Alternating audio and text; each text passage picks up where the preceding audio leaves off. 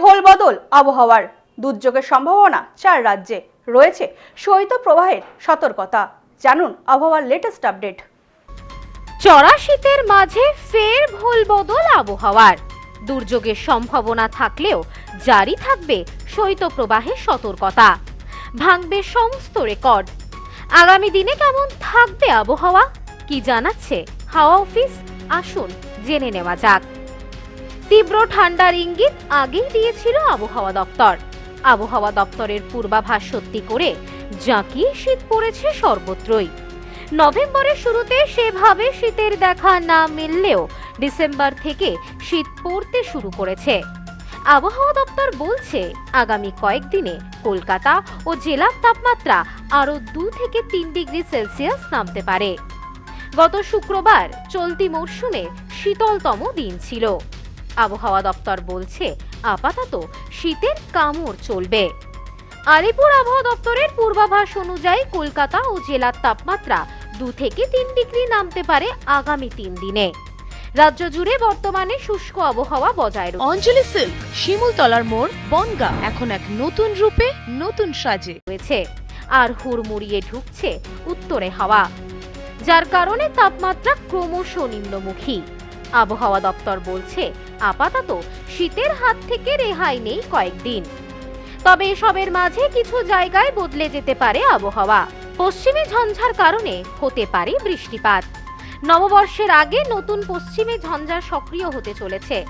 এই নতুন ঝঞ্ঝা দিল্লি, এনসিআর সহ সারা দেশের আবহাওয়ার পরিবর্তন ঘটাবে। জানা যাচ্ছে জম্মু কাশ্মীরের ওপর রয়েছে একটি পশ্চিমী ঝঞ্ঝা। উত্তর পশ্চিম ভারতে নতুন করে পশ্চিমী ঝঞ্ঝা ঢুকবে 30শে ডিসেম্বর। এই পশ্চিমী ঝঞ্ঝার প্রভাবে ফের বাধা উত্তর পশ্চিম শীতল হাওয়া। সাবট্রপিক্যাল ওয়েস্টার্লি জেট স্ট্রিম রয়েছে উত্তর পূর্ব ভারতে। উত্তরবঙ্গের ওপর রয়েছে আরও একটি ঘূর্ণাবর্ত। গালফ অফ মান্নার এবং কোমোরিন এলাকায় রয়েছে আরও একটি ঘূর্ণাবর্ত। তবে শৈত্যপ্রবাহের সতর্কতা ও পরিস্থিতি রাজধানী দিল্লি, পাঞ্জাব, চণ্ডীগড়, হরিয়ানা এবং রাজস্থানে। ছত্তিশগড় এবং মধ্যপ্রদেশেও শৈত্যপ্রবাহের পরিস্থিতি থাকবে। আইএমডি পূর্বাভাসে জানিয়েছে উত্তরাঞ্চলীয় পাহাড়গুলিতে 2টি পশ্চিমী ঝঞ্ঝা সক্রিয়। প্রথমটি 28শে ডিসেম্বর এবং দ্বিতীয়টি 30শে ডিসেম্বর থেকে 1 জানুয়ারির মধ্যে সক্রিয় থাকবে। এর ফলে জম্মু কাশ্মীর, হিমাচল প্রদেশ এবং উত্তরাখণ্ডে উচ্চতর অঞ্চলে বৃষ্টিপাত এবং তুষারপাতের সম্ভাবনা রয়েছে। উত্তর পাঞ্জাবের কিছু অংশেও হালকা বৃষ্টিপাতের সম্ভাবনা রয়েছে। অন্যদিকে উত্তরপ্রদেশ এবং বিহারে কুয়াশা অব্যাহত থাকবে। বছরের শেষের দিকে দক্ষিণ ভারতেও বৃষ্টিপাতের প্রবণতা বৃদ্ধি পেতে পারে। উত্তর পাঞ্জাবের কিছু অংশেও হালকা বৃষ্টিপাতের সম্ভাবনা রয়েছে।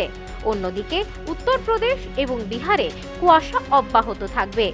বছরের শেষের দিকে দক্ষিণ ভারতেও বৃষ্টিপাতের প্রবণতা বৃদ্ধি পেতে পারে।